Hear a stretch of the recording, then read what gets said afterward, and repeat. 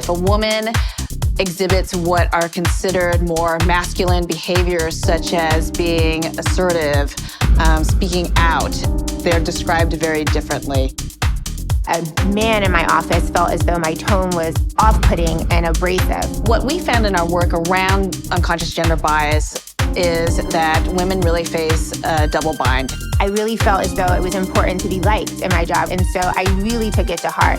And I started to change the way that I spoke to people, but it didn't feel natural. My natural way is to actually be certain and to be confident and to be very clear on what I expect from people. Damned if you do, doomed if you don't. Unconscious gender biases has a direct link as well to the gender pay gap. You know, I remember I was probably, maybe it was 10 or 12 years ago. And I had taken on a couple more accounts, had won a good amount of new business for the office, and it came time for review. And I asked my manager, who was a woman, whether or not I could be looked at for a raise. And I said I was also open to other things. I had a little girl, I had a 10-month-old baby. You know, could I have a work from home day?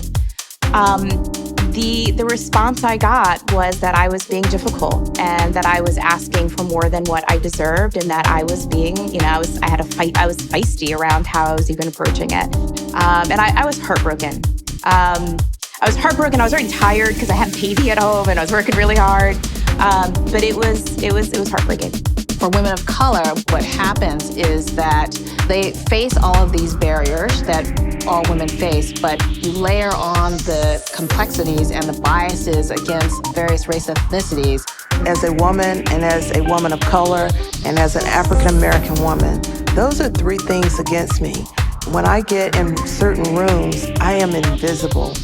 And that is very painful. What we have found is that unconscious gender bias gets into talent management systems.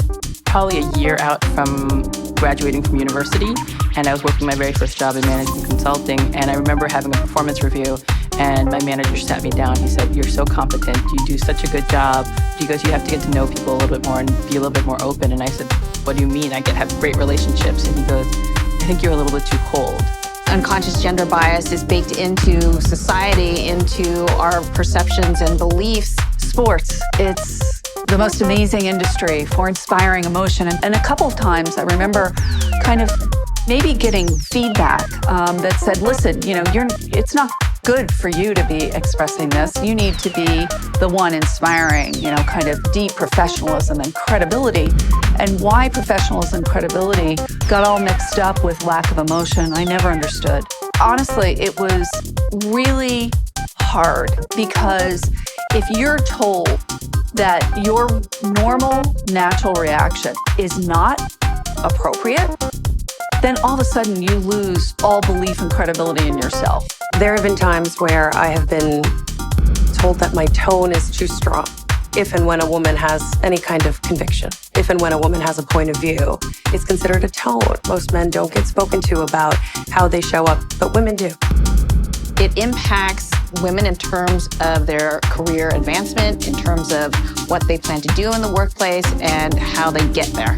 In the agency side, I was really focused on how I could advance my career and how I could, continually grow and learn. And I did feel as if that was seen as sometimes being overly aggressive, and I would watch as male counterparts would get promoted or would get included in meetings I wasn't getting included in.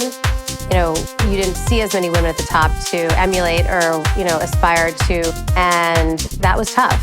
Unconscious gender bias impacts all of us. You can be super progressive. You can be very supportive of women's advancement, yet you still have gender biases. So you have to be very intentional in order to recognize what they are and really see what's happening when they play out.